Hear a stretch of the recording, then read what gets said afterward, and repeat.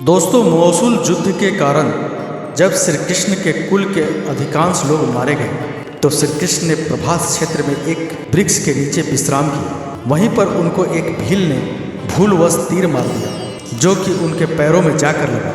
इसी को बहाना बनाकर श्री कृष्ण ने देह को त्याग दिया। बलराम भी समुद्र में जाकर समाधि ले लेते। यह भी कहा जाता है कि जब श्री कृष्ण प्रभास क्षेत्र में जाते हैं तो वे वहाँ पर बलराम को मृत देखते हैं। मोसुल का युद्ध अर्थात जादव लोग कृष्ण पुत्र सांब के कारण आपस में ही लड़ मरते हैं। श्री कृष्ण के अपने परम धाम चले जाने के बाद उनके पिता वसुदेव ने भी दूसरे ही दिन प्राण त्याग दिए थे। हस्तिनापुर से अर्जुन ने आकर श्री कृष्ण का श्राद्ध किया। रुक्मिणी, हेमवती आदि कृष्ण की पत्नियां सती हो गई थी। सत्यभामा और दूसरी पत्नियां वन में तपस्या करने चली गई थी। एक कथा के अनुसार जब अर्जुन के पास यह समाचार पहुंचता है तो वे द्वारका पहुंचते हैं। उनके द्वारका पहुंचने पर भगवान श्री कृष्ण की सभी पत्नियों सहित कई यदुवंशी महिलाएं बिलख बिलख कर रोने लगती हैं। पति और पुत्रों से हीन हुई इन स्त्रियों के आर्तनाद को सुनकर अर्जुन भी रोने लगते हैं। उनसे उन स्त्रियों की ओर देखा नहीं जाता। उनकी आंखों से लगातार अश्रुधारा बहने लगती है। यदुवंश की सभी स्त्रियां अर्जुन को घेर कर इस आस में बैठ जाती हैं कि अब हमारे बारे में कोई तो निर्णय लेने वाला आया है।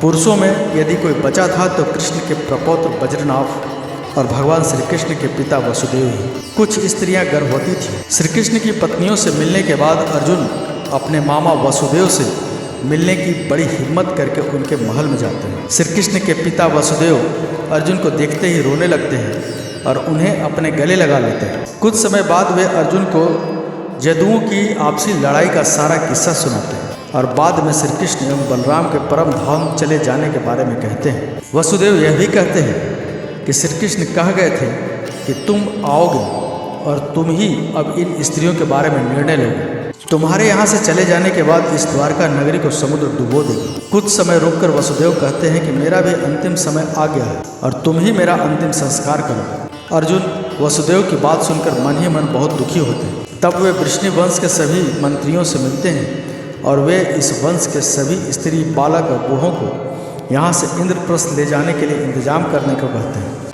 उस दिन अर्जुन रात को द्वारका में ही रुकते हैं। सुबह समाचार मिलता है कि वसुदेव ने अपनी देह छोड़ दी। यह समाचार सुनकर द्वारका में फिर से महिलाएं रोने बिलखने लगती हैं। तब अर्जुन अपने मामा वसुदेव के अंतिम संस्कार की तैयारी कर उन्हें नगर से दूर एक स्थान में ले जाते हैं। उस समय हजारों की संख्या में द्वारकावासी भी उनके साथ होते हैं। पीछे पीछे वसुदेव की पत्नियां भी चल रही होती हैं। उनकी 4 पत्नियां थीं, देवकी, भद्रा, रोहिणी और मदिरा। जब चिता में आग लगा दी गई तो वे सभी पत्नियां भी उस चिता पर जा बैठी। यह भयानक दृश्य देख अर्जुन का दिल फट जाता है। इसके बाद अर्जुन उस स्थान पर गए जहाँ यदुवंशी आपस में लड़कर मारे गए थे। वहाँ कई संख्या में वीरों के शव पड़े हुए थे।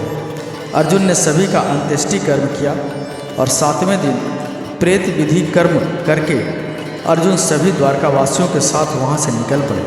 उनके साथ ऊँट, घोड़े, खच्चर, बैल, रथ आदि पर सवार द्वारकावासियों के साथ ही भगवान श्री कृष्ण की 8 पत्नियाँ भी थीं। साथ में श्री कृष्ण का प्रपौत्र वज्रनाभ भी था। कहते हैं कि यह लाखों लोगों का लश्कर था। अर्जुन के द्वारका से निकलते ही नगरी समुद्र में डूब जाती है। इस अद्भुत दृश्य को द्वारकावासी अपनी आंखों से देखकर आश्चर्यचकित हो जाते हैं।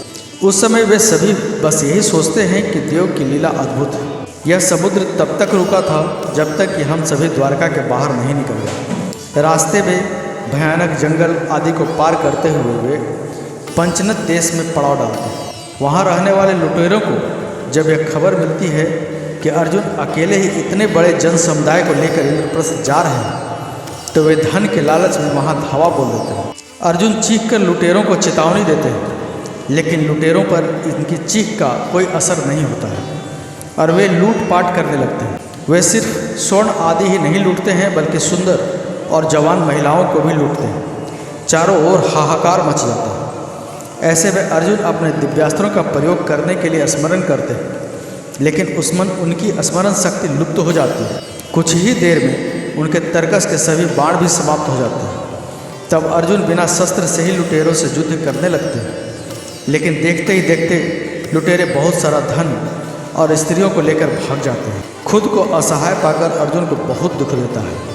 वे समझ नहीं पाते हैं कि क्यों और कैसे मेरी अस्त्र विद्या लुप्त हो गई। जैसे तैसे अर्जुन जदुवंश की बची हुई स्त्रियों व बच्चों को लेकर इंद्रप्रस्थ पहुँचते हैं। यहाँ आकर अर्जुन भगवान श्री कृष्ण के प्रपौत्र वज्र को इंद्रप्रस्थ का राजा बना देते हैं। बूढ़ों, बालकों व अन्य स्त्रियों को अर्जुन इंद्रप्रस्थ में रहने के लिए कहते हैं। इसके बाद वज्र के बहुत रोकने पर भी अक्रूर जी की स्त्रियां वन में तपस्या करने के लिए चली जाती हैं। भगवान श्री कृष्ण की 8 पत्नियां थीं, जिसमें से रुक्मिणी और जामवंती अग्नि में प्रवेश कर जाती हैं। सत्यभामा तथा अन्य देवियां तपस्या का निश्चय करके वन में चली जाती हैं। गांधारी, शैव्या, हेमवती आदि का अग्नि में प्रवेश करने का उल्लेख मिलता है। श्री कृष्ण की पत्नियां सत्यभामा, जामवंती, रुक्मिणी, कालिंदी, मित्रवृंदा, सत्या, भद्रा और लक्ष्मणा थी। भगवान कृष्ण के वंश से बचे हुए एकमात्र जदुवंशी और उनके प्रपौत्र वज्र को इंद्रप्रस्थ का राजा बनाने के बाद अर्जुन महर्षि वेदव्यास के आश्रम पहुँचते हैं। यहाँ आकर अर्जुन ने महर्षि वेदव्यास को बताया कि श्री कृष्ण बलराम सहित सारे जदुवंशी कैसे और किस तरह समाप्त हो चुके। तब महर्षि ने कहा कि यह सब इसी प्रकार होना था, इसलिए इसके लिए शोक नहीं करना चाहिए। तो मित्रों, हमारा यह प्रयास आपको कैसा लगा कमेंट करके जरूर बताएं। वीडियो को लाइक कर दें, चैनल को सब्सक्राइब करके बेल आइकन दबाना ना भूलें ताकि हमारे वीडियो संबंधित नोटिफिकेशन आपको सबसे पहले प्राप्त हो। धन्यवाद।